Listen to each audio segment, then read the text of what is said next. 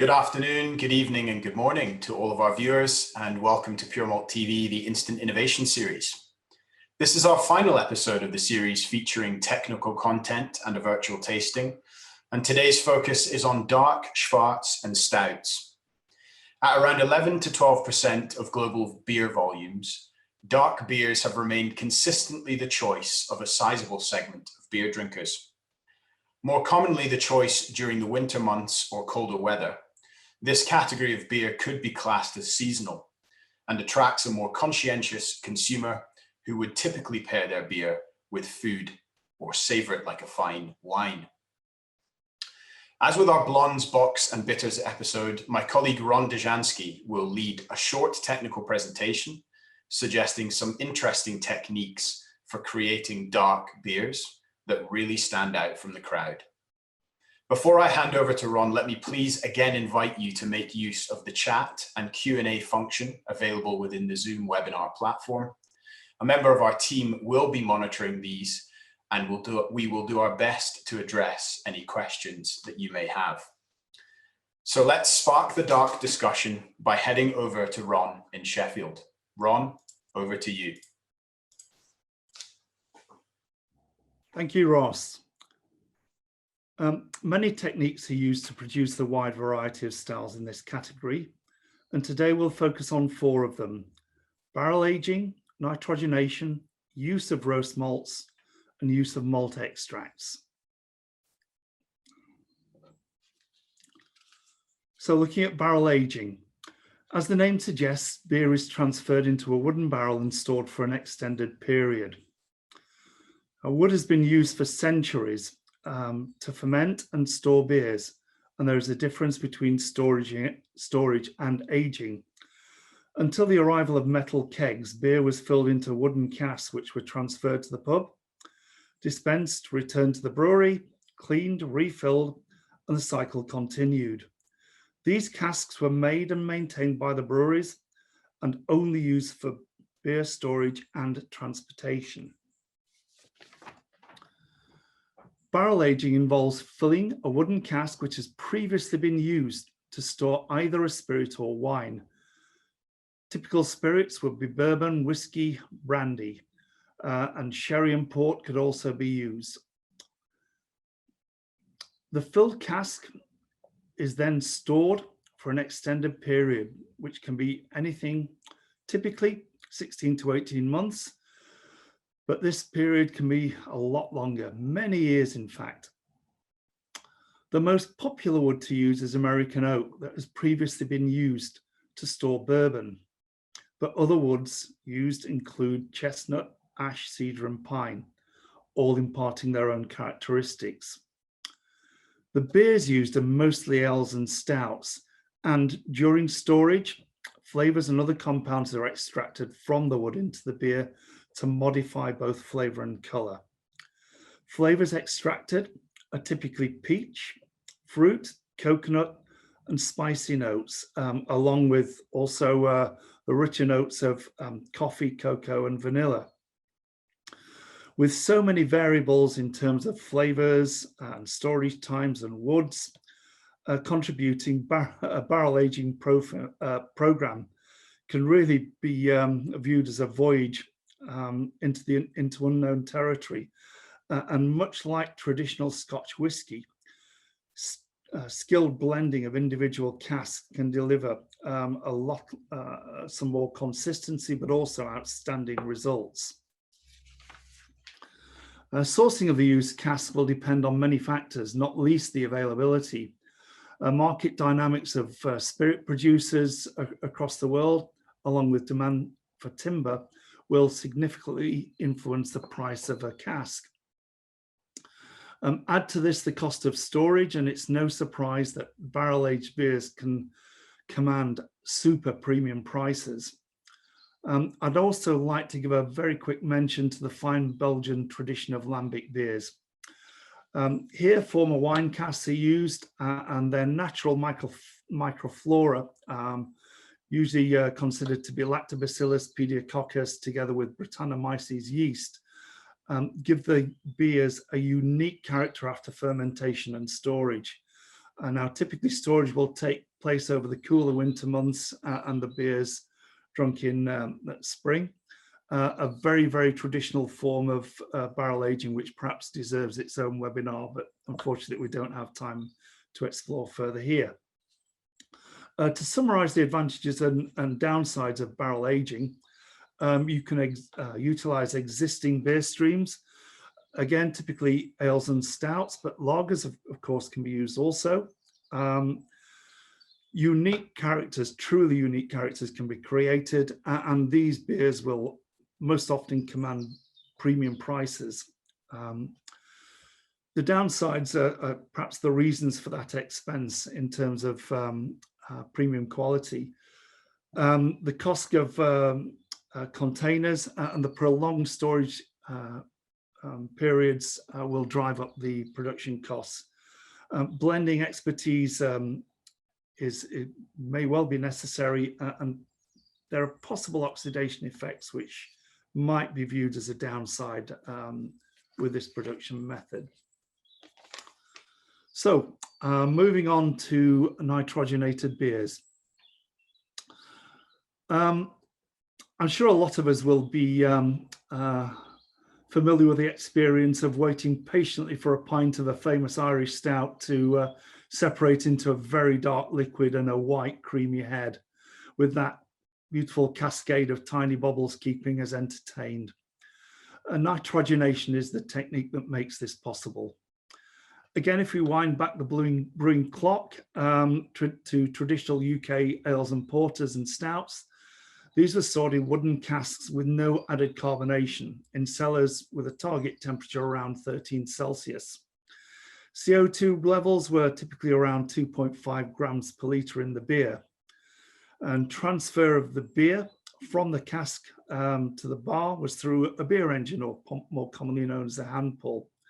This dispensed the beer into glass, often through a simple device known as a sparkler, which forced beer through small holes and had the effect of causing the CO2 to come out of solution, and also mixing the beer with atmospheric air, which of course is 80% nitrogen.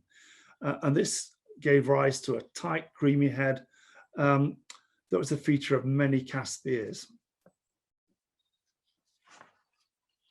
With the advent of filtered, chilled and carbonated beers, elevated CO2 levels were possible and pressurized kegs became the norm. Dispense being affected by applying a top pressure of gaseous CO2 in the keg. This had to be carefully controlled to prevent overcarbonation, as CO2 is very soluble in beer. Over the years, nitrogen was introduced into this system in the form of mixed carbon dioxide and nitrogen gas to control overcarbonation. And brewers started to experiment with replacing some of the CO2 in the beer with nitrogen. Dare I say, to imitate the characteristics of traditional cask beer.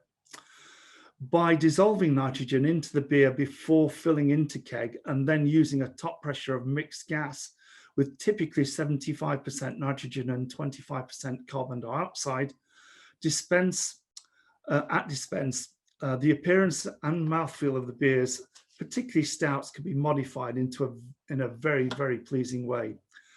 Dedicated dispense systems with a restrictor plate at the tap also helped, and this has the function really similar to that of the traditional sparkler in cask beer dispense.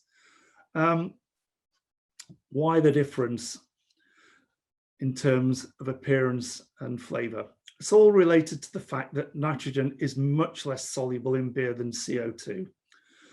The brewer has to work much harder to dissolve nitrogen in beer when compared to carbon dioxide. This will mean extended storage times in tank or specialist equipment to nitrogenate in line prior to packaging. Typically around 40 parts per million of dissolved nitrogen is needed in the beer. The end result, of course, is that tight, creamy foam and a smoother palate as well. That's one of the effects of nitrogenation. A byproduct, those nitrogen bubbles are much smaller and they hold less beer, and being smaller, they scatter more light. So that gives rise to that beautiful, tight, creamy foam, but also the very attractive white or pale cream appearance. Nitrogenation is not restricted to stouts. Ales and porters are also popular using nitrogenation. Essentially, any malt-led beer would benefit from this technique. Also, canned versions are available, and now even bottles containing nitrogenated beer. So quickly to look at the advantages and disadvantages here. Existing beers can be nitrogenated, any style, of course, and that very attractive visual appearance combined with the smoother palate can be delivered across all these styles. On the downside, perhaps, there's definitely going to be a specific requirement at the brewery to get that nitrogen into the beer, and also specialist dispense equipment at the outlet. Flavor effects might be viewed as negative, and this may require some slight recipe adjustment to counteract that smoothing effect of the beer, of nitrogen on the beer. Okay, next category that we'll look at is that of roasted malts. Again, let's travel back in time. We could see that control of kilning in the malting process historically was not good. And this usually gave rise to much darker malts than we have today. As improvements in kilning technology gave rise to lighter malts with better extracts, there was a requirement to replace the darker colors and flavors by use of specialty malts. In the mid-19th century, technology to roast malt and adapted industrial coffee roasters developed, and this gave rise to the wide range of crystal and roast malts we have today. If we have a look at the diagram briefly, you can see the essential difference between crystal malts and roast malts. Crystal malts are essentially put into the roasting system at the end of germination, and this will produce a small amount of liquid or gel inside the kernel as the grain goes into the roaster and is slowly heated up. This will give rise to perhaps lower colors, but a very, very wide range of flavors. Whereas roast malt will take standard malt, kiln malt, usually pale malt, and then roast that, and will give a much wider range of colors. So typically crystal will have a color range of 100 to 300 EBC, and flavors ranging from very, very sweet candy at the low color end to very rich toasty caramel flavors for the darker roast crystals. Roast malts, as I've mentioned, have a very wide color range, perhaps around 50 EBC for amber malts to 1300 EBC for the very black malts. Should also mention roasted barley here, which again is famously used for those Irish stouts to deliver the dark color and also the astringent bite that are typical for these beer styles.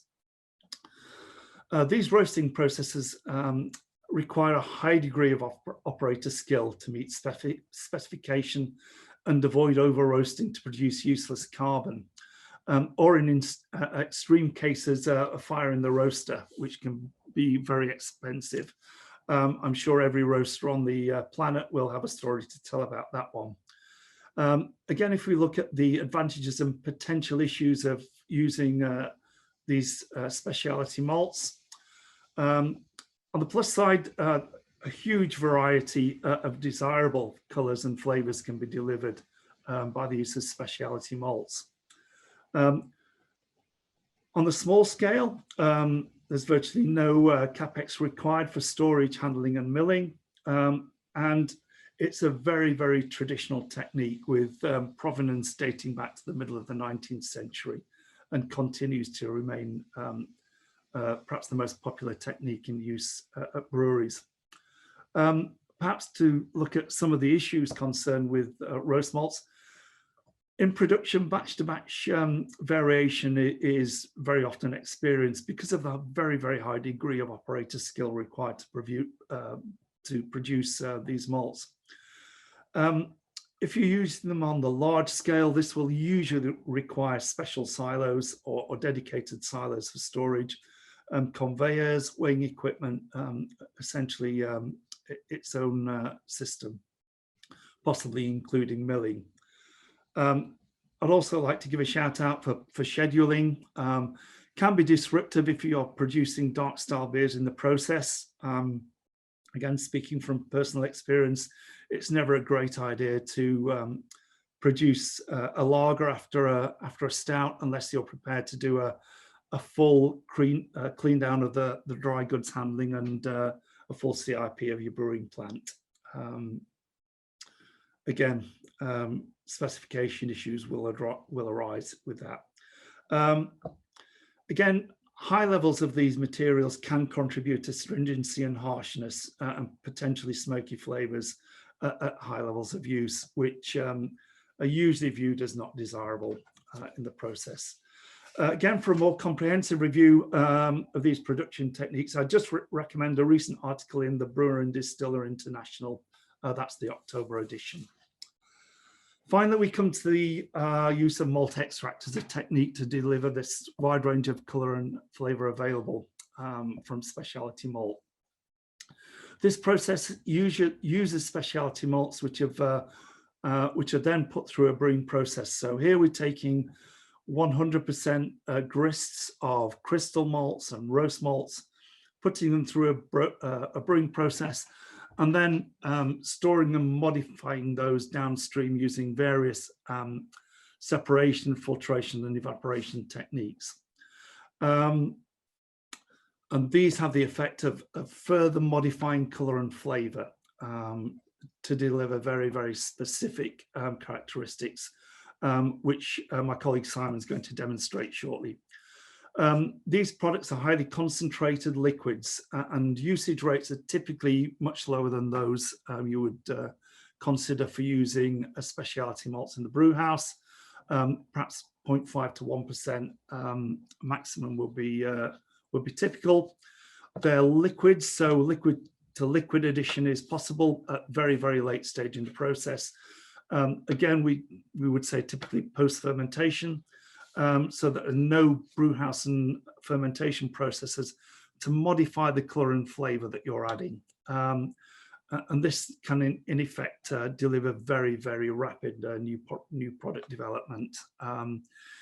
As you can take a base beer and modify this in many, many different directions in small scale, then scale that up, and what you've tested in the lab is exactly what you'll achieve in full scale in the brew house.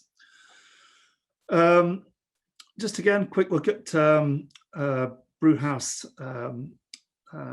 pluses and minuses. There's no conflict with brew house capacity using these materials. Essentially, they're downstream additions. No batch size constraints because of the low addition rates. You can use them at very, very high in very, very large batch sizes. It's a late stage addition, and again, as I've mentioned, this leads to very, very rapid MPD.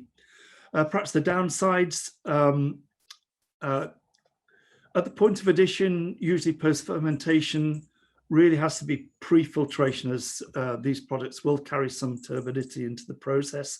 Usually straightforward defiltration or a membrane filtration is sufficient to remove that turbidity though. And again, many breweries have an issue with using a material that's essentially been brewed outside their own process. Although the control of that material is within the control of the brewer, many brewers like to view that everything that's gone into the process has been through the full stages from raw material intake through the brew house and into the final product.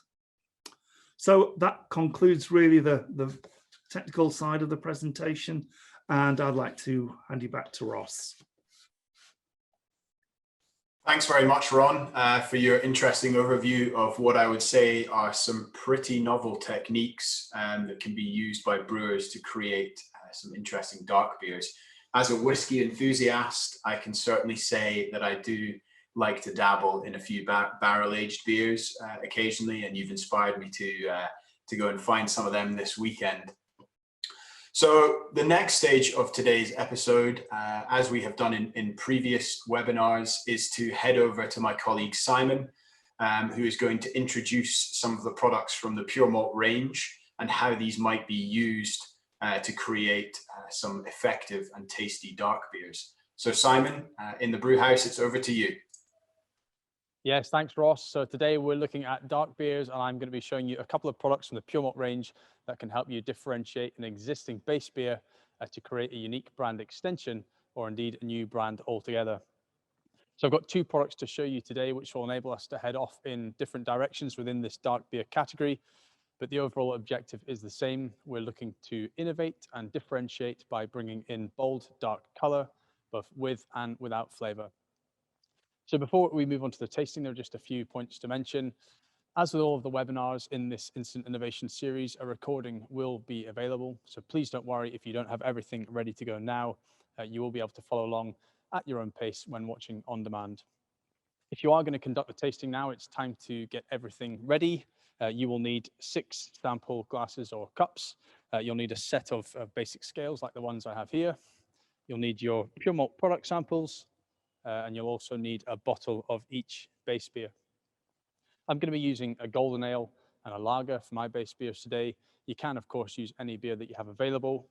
Adding at the prescribed addition rates will still enable you to see the relative impact and taste the relative impact of these roast malt concentrates. Feel free to have a play around and dose to visual color or to taste, but just bear in mind that we are talking about relatively low addition rates, generally less than 1%. You should have received 120 grams of each product, so you've got plenty of material to get creative and to conduct your own benchtop trials. Lastly, the tasting card with the addition rate should now be available in the chat. So let's get started. I've got 4 glasses laid out here in front of me, and I've marked these to measure 150 mils of beer. There's 2 glasses for each product, one for the control and one for the sample. And if you were with us for the previous sessions, we'll be using the sample cup here to make a simple pre-dilution. I will weigh out the concentrates in the cup. I can then take a small portion of the base beer, add it to the extract, and this enables me to give it a good mix, ensures that we get a good homogeneous sample, and it's essentially a simple simulation of adding the extracts in the brewery when the beer is subject to turbulent flow. So if everyone's ready to move on, we will look at the first product. The first product we're going to look at is Pure Malt RB Smooth. Now we produce this product using our very own Pure Malt roasted malt. We combine this with a small portion of pale malt. The additional protein helps to support good bone and head retention. And you could argue that this is our most characterful product. It brings forward a smooth yet distinct roast malt flavor and aroma. And it also brings forward a lovely, rich, dark color. So yeah, let's start with the first application. I'm going to be using a 4.5% golden ale as my base for this, and I'm going to be using an addition rate of 0.9% weight vol. That equates to 1.35 grams in 150 mils of beer. So we'll begin with pouring out some beer. So 150 mils going for my control.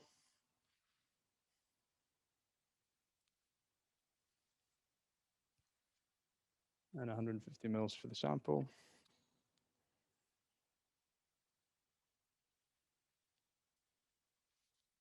And we will weigh out the extract. So you need to be fairly delicate with these little sample bottles just to make sure you don't pour in too much. We'll tear the scales, take our RB Smooth, and again, it's 0.9% weight vol. So for me, with 150 mils of beer, that's 1.35 grams. So we'll pour that in now. You'll see that it's just a few drops. 0.9. There you go, that's just at 1.3. I can now take a small portion of the base gold nail, can pour that onto the extract. We'll add that now. And you'll see that that gives us a chance to give it a really good mix. That dissolves very easily. And then we can pour that back to the base. And adding our pre-dilution with the RB Smooth here back to the base gold nail.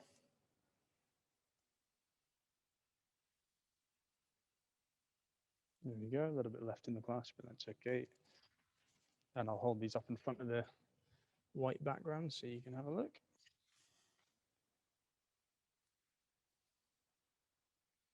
So visually here, you can see that we've transformed this pale ale base by bringing in the dark, rich color from the roasted malt. And at 0.9%, we're increasing the color by around 75 EBC. We're taking this to around 90 overall. So very much in the realms of a dark stout. We are using a relatively high addition rate here, but I'm keen to demonstrate that, even by increasing the color significantly, you can still achieve a very smooth roasted profile. So let's have a taste. So you can try your control and try your sample. You're hopefully picking out with this those distinct yet smooth roasted flavors. You're possibly also picking up some coffee and some chocolate, which helps to build the character. You might also find from that pale malt fraction that we're enhancing the body and the mouthfeel. And you can also see how the foam, certainly in my sample here, is performing nicely with that addition of the RB Smooth. So it's a great option when you want to add, for example, to a moderately hopped golden ale. You can see here we've very easily created an interesting darker ale. So a great product for stouts and porters. So that's the RB Smooth, and I'll just give you a minute to have a taste at home and catch up. And the next product we're going to look at today is RB 1545. So this product is 100% roast malt concentrate. It is, in fact, our darkest liquid in the range at 17,000 EBC. It is more than twice the color of the RB Smooth, again, produced using our own roasted malt that we make here on site in Haddington. And this product's been carefully crafted to deliver intense color, but with very minimal flavor. So this naturally lends itself to being a great option for clean label color adjustment. Color, but with very little flavor. This unique quality that it has with the color and low flavor also means that it's a very useful product for creating black lagers and black IPAs. And this is the application that we're going to look at with this next sample. So again, we will take our base beer. I'm using here a regular lager. It's a 4.5% lager. And we are using an addition rate of 0.5% weight vol. So that's 0.75 grams in 150 mils of beer. So let's pour out some beer for this one.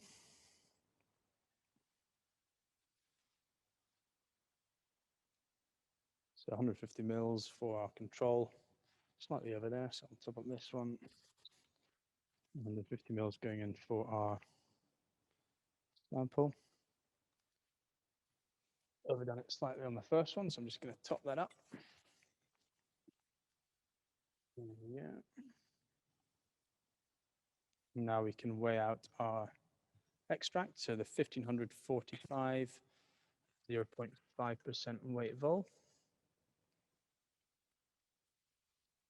Again, be fairly delicate with the weighing out of the concentrate. Just tear the scales here. Up to 0.75. There we go. Again, same as we've done before, we will take our base beer. We're going to add a little bit to the extract and make our pre-dilution, give it a good mix.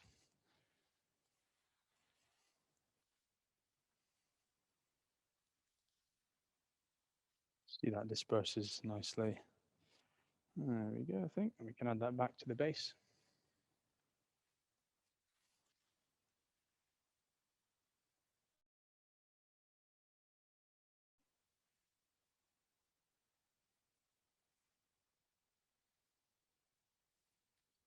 Okay, and I'll once again hold these up in front of the white background and we can take a look.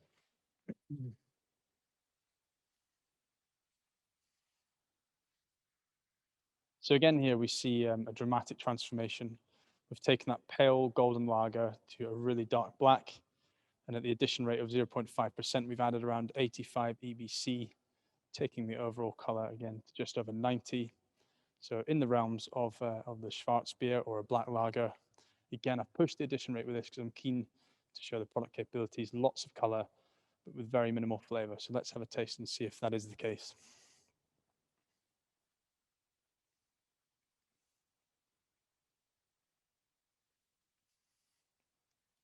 So on tasting the sample and comparing to the control, for me, it's certainly a case that it tastes like the base lager, but I've got that jet black color. So quite an interesting product. You're maintaining that original base profile, but you've brought in a whole load of color.